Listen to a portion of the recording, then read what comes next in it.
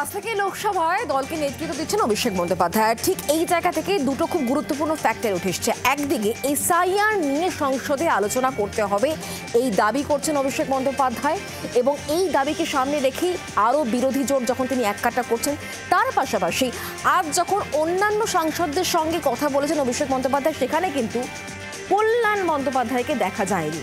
আর এই কল্যাণের গড় হাজিরা নিয়ে এখন জল্পনা তুঙ্গে। তাহলে কি দলের সঙ্গে কল্যাণ বন্দ্যোপাধ্যায়ের দূরত্ব বাড়ছে? লোকসভায় তৃণমূলের দলনেতা হিসেবে দায়িত্ব নেওয়ার প্রথম দিন থেকেই এসআইআর নিয়ে যুদ্ধংদেহী মেজাজে অভিষেক বন্দ্যোপাধ্যায়। তার আভাস তিনি দিয়েছিলেন দিল্লি রওনা দেওয়ার আগে।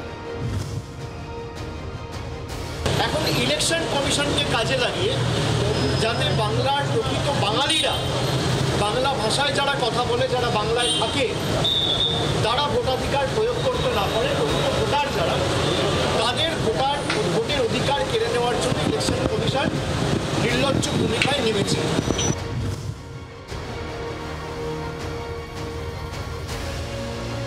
বুধবার সংসদে পা রেখেই দলের সাংসদদের সঙ্গে বৈঠকে বসেন অভিষেক। এরপরেই যান স্পিকারের কাছে। সেখানেই লোকসভায় তৃণমূলের দলনেতা হিসেবে দায়িত্ব ঘাড়ে তুলে নিলেন তৃণমূল কংগ্রেসের সেকেন্ড ইন কমান্ড। এরপরে ফের এসআইআর নিয়ে লোকসভায় আলোচনার দাবিতে সরব হলেন অভিষেক।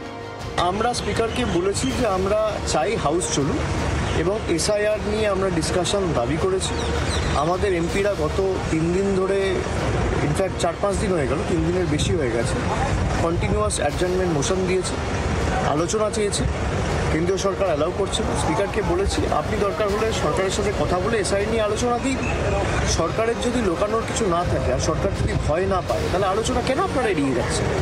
আমরা চাই হাউস চলুক, বিজেপি চায় না হাউস চলুক। বিজেপির কাছে জবাব নেই, উত্তর নেই, সেই কারণে ওরা এড়িয়ে যাচ্ছে। পাল্টা জবাব বিজেপির। নির্বাচন কমিশন 324 ধারা অনুসারে তাদের যে গোটা বছর, মানে যে কোনো সময় নির্বাচনী যে লিস্ট, অর্থাৎ ভোটার লিস্ট, তার সংশোধন করতে পারে। ভারতবর্ষের সংবিধান, আইন কানুন, তার ব্যবস্থা আছে, তার ব্যবস্থা আছে। সেগুলো করেননি। 324 ধারাটা পড়লেই উনি বুঝতে পারেন। লোকসভায় তৃণমূলের দলনেতা হিসেবে দলের সাংসদদের নিয়ে প্রথম বৈঠক করলেন অভিষেক। তাৎপর্যপূর্ণভাবে সেই বৈঠকে দেখা মেলেনি কল্যাণ বন্দ্যোপাধ্যায়ের। এর আগেও অভিষেকের ভার্চুয়াল বৈঠকে গড়হাজির ছিলেন তৃণমূলের শ্রীরামপুরের সাংসদ। সংসদ ভবনে পা রেখেই তৃণমূল কংগ্রেসের নতুন দলনেতা দলের সাংসদদের সঙ্গে বৈঠক করলেন। আর সেই বৈঠকে উল্লেখযোগ্যভাবে অনুপস্থিত তৃণমূল কংগ্রেসের সদ্য প্রাক্তন মুখ্য সচেতক কল্যাণ বন্দ্যোপাধ্যায়। কল্যাণ বন্দ্যোপাধ্যায় তিনি আজকে সংসদে এলেও অভিষেক বন্দ্যোপাধ্যায়ের বৈঠকে অনুপস্থিত থেকেছেন। আর এই বিষয়ে অভিষেক বন্দ্যোপাধ্যায় জানিয়েছেন, কল্যাণ বন্দ্যোপাধ্যায় তাকে ফোন করে জানিয়েছেন তার সুপ্রিম কোর্টে আইনের কাজ রয়েছে, মামলার কাজ রয়েছে, সেই কারণে তিনি বৈঠকে অনুপস্থিত থেকেছেন। অভিষেক বন্দ্যোপাধ্যায়ের দাবি, দলে সব কিছু ঠিকঠাক রয়েছে। বাদল অধিবেশনের বাকি দিনগুলোয় অভিষেক কল্যাণ সমীকরণ কোন পথে যায়? দিল্লির পাশাপাশি নজর থাকবে রাজ্য রাজনীতিরও। দিল্লি থেকে রাজীব চক্রবর্তীর রিপোর্ট, জি 24 ঘন্টা। বাংলার আওয়াজ, বাঙালির আবেগ, জি 24 ঘন্টা।